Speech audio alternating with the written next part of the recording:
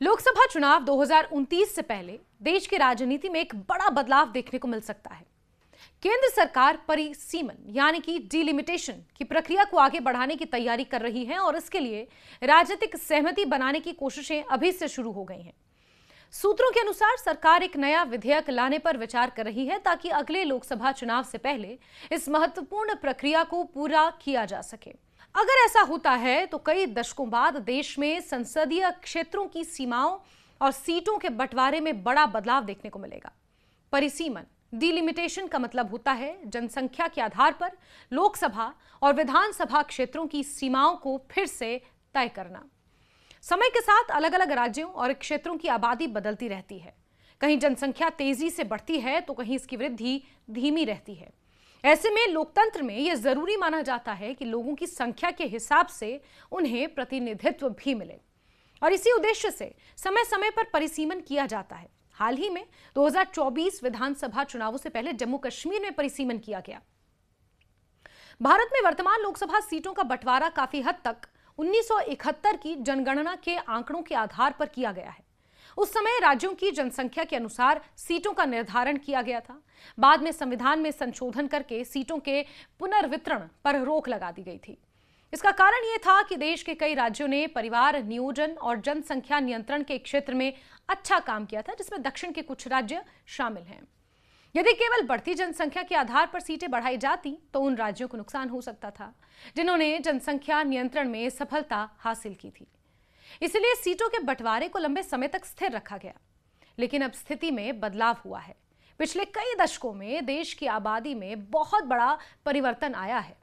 कुछ राज्यों में जनसंख्या तेजी से बढ़ी है जबकि कुछ राज्यों में वृद्धि की दर कम रही है। ऐसे में कई राजनीतिक दल और विशेषज्ञ मानते हैं कि अब संसदीय क्षेत्रों का पुनर्निर्धारण होना चाहिए ताकि हर नागरिक को समान प्रतिनिधित्व मिल सके। और इसी कारण केंद्र सरकार परिसीमन की प्रक्रिया को आगे बढ़ाने पर विचार कर रही है। सूत्रों के मुताबिक सरकार इस मैं लेबनान के कोला एरिया में हूं और आप देख सकते हैं कितनी तबाही हुई है यहाँ बनाना चाहती है। इसके लिए विभिन्न क्षेत्रीय दलों और राजनीतिक नेताओं से बातचीत भी की जा रही है।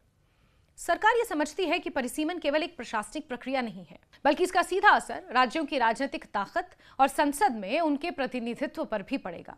इसलिए इस विषय पर जल्दबाजी में निर्णय लेने के बजाय सभी पक्षों की राय जानने की कोशिश की जा रही है। बताया जा रहा है कि सरकार ने कई प्रमुख क्षेत्रीय दलों से संपर्क भी किया है। इसके अलावा कई क्षेत्रीय दलों से भी बातचीत जारी है। सरकार का उद्देश्य ये सुनिश्चित करना है कि परिसीमन को लेकर किसी प्रकार का बड़ा राजनीतिक विवाद खड़ा ना हो और अधिक से अधिक दल इस प्रक्रिया को स्वीकार करें। दरअसल डिलिमिटेशन को लेकर सबसे बड़ी चिंता उन राज्यों में है जिन्होंने जनसंख्या नियंत्रण के क्षेत्र में अच्छा प्रदर्शन किया है। दक्षिण भारत के कई राज्यों ने पिछले कुछ दशकों में जनसंख्या वृद्धि को काफी हद तक नियंत्रित किया। वहीं कुछ उत्तरी राज्यों में आबादी तेजी से बढ़ी है। यदि केवल जनसंख्या के आधार पर लोकसभा सीटों का पुनर्वितरण किया गया तो संभव है कि कुछ राज्यों की सीटें बढ़ जाएंगी और कुछ राज्यों का संसद में प्रभाव कंपैरेटिवली कम हो जाएगा। यही कारण है कि तमिलनाडु, केरल, कर्नाटक, आंध्र प्रदेश और तेलंगाना जैसे राज्यों में इस विषय को लेकर चिंता व्यक्त की जा रही है। इन राज्यों का तर्क है कि उन्होंने सरकार की नीतियों का पालन करते हुए जनसंख्या नियंत्रण में सफलता हासिल की। यदि अब सीटों का बंटवारा केवल जनसंख्या के आधार पर किया जाएगा तो ये उनके लिए एक प्रकार की सजा जैसा होगा। दूसरी ओर अधिक आबादी वाले राज्यों का कहना है कि लोकतंत्र में प्रतिनिधित्व आबादी के अनुसार होना चाहिए। प्रत्येक सांसद लगभग समान संख्या के लोगों का प्रतिनिधित्व करे। केंद्र सरकार इन दोनों पक्षों के बीच संतुलन बनाने की कोशिश कर रही है। सूत्रों के अनुसार सरकार ऐसा फॉर्मूला तैयार करना चाहती है जिससे जनसंख्या के आधार पर प्रतिनिधित्व का सिद्धांत भी बना रहे और उन राज्यों की चिंताओं का भी समाधान हो सके जिन्होंने जनसंख्या नियंत्रण में बेहतर प्रदर्शन किया है। यही वजह है कि सरकार फिलहाल व्यापक चर्चा और विचार विमर्श पर जोर दे रही है। वर्तमान में लोकसभा में 543 निर्वाचित सदस्य हैं। परिसीमन की प्रक्रिया पूरी होने के बाद सीटों की संख्या में बदलाव होगा या राज्यों के बीच सीटों का बंटवारा बदल सकता है। हालांकि अंतिम निर्णय क्या होगा ये अभी साफ नहीं है। सरकार पहले सभी राजनीतिक दलों और संबंधित पक्षों के साथ चर्चा करना चाहती है। इसके बाद ही किसी विधेयक को संसद में लाने पर विचार किया जा सकता है। राजनीतिक विशेषज्ञों का यह मानना है कि परिसीमन आने वाले वर्षों में देश के सबसे महत्वपूर्ण संवैधानिक और राजनीतिक मुद्दों में से एक बन सकता है। इसका असर केवल चुनावी क्षेत्रों तक सीमित नहीं रहेगा, बल्कि ये भारत के संघीय ढांचे, राज्यों की राजनीतिक शक्ति और राष्ट्रीय राजनीति की दिशा को भी प्रभावित कर सकता है।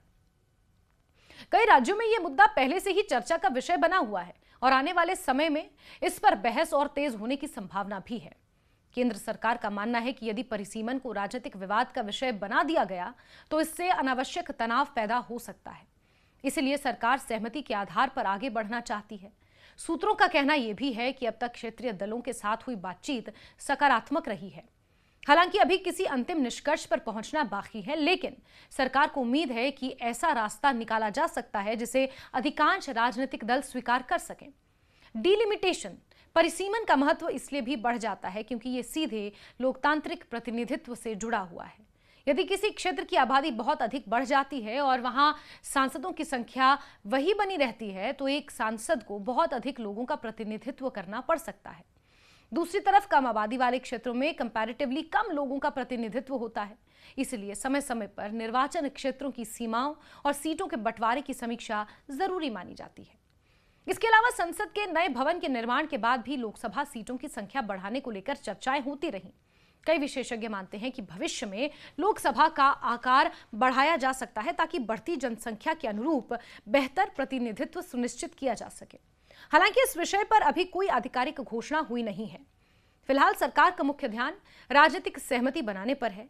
यदि विभिन्न दलों के बीच व्यापक सहमति बन जाती है तो सरकार नया विधेयक ला सकती है और परिसीमन की प्रक्रिया शुरू भी हो सकती है।